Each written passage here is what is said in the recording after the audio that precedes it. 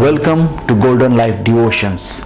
If God has ordered your steps, no matter you go through anything in your life, remember that God is in control.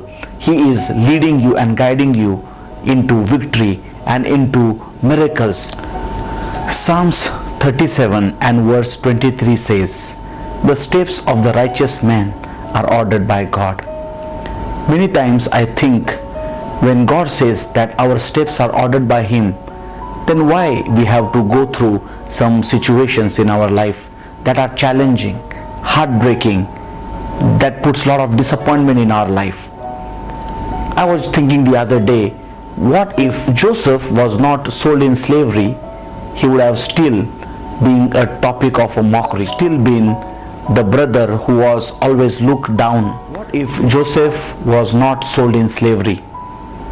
He would have been still the youngest brother who was taking care of his father's sheep. Maybe the brothers would have still been joking and laughing at him as a dreamer. But since he was sold in slavery, the road was marked with full of suffering. He had to go through pain, rejection, betrayal. He had to go through many situations that broke his heart. But if he was not sold in slavery, he wouldn't have been a prime minister. He wouldn't have been the provider for his family and also the nations of the world. If the steps of Daniel and his friends were ordered by God, why did they become captive? They were just teenagers enjoying their life. Suddenly, Nebuchadnezzar and his armies came and took everything to Babylon. Daniel and his friends lost their family. They lost their future. They lost the presence of God that was the temple. If Daniel would have not been taken as a captive in Babylon, he wouldn't have stood before three mighty kings and mighty kingdoms. If Daniel wouldn't have gone through the lion's den, the king wouldn't have known the power of the God of Israel. Laws wouldn't have changed. People in all of the province wouldn't have known the power of God of Daniel. That's why Daniel has to go through the lion's den. He has to go through the captivity. What if Jesus Christ did not go on the cross? We see a day before Jesus Christ was praying in the Garden of Gethsemane. He cried out to his Father saying, "Father, take this cup away from me.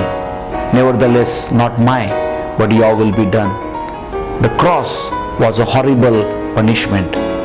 Even Jesus Christ knew what he was going through, but he has to go through that cross. If Jesus would have not gone on the cross, sin, Satan and death would have still been triumphant.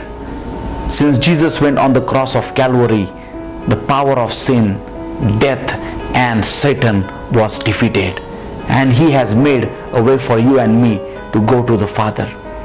So many times we think why we go through difficult things in our life. Just be encouraged with these three examples. Joseph, who went to slavery, became the prime minister.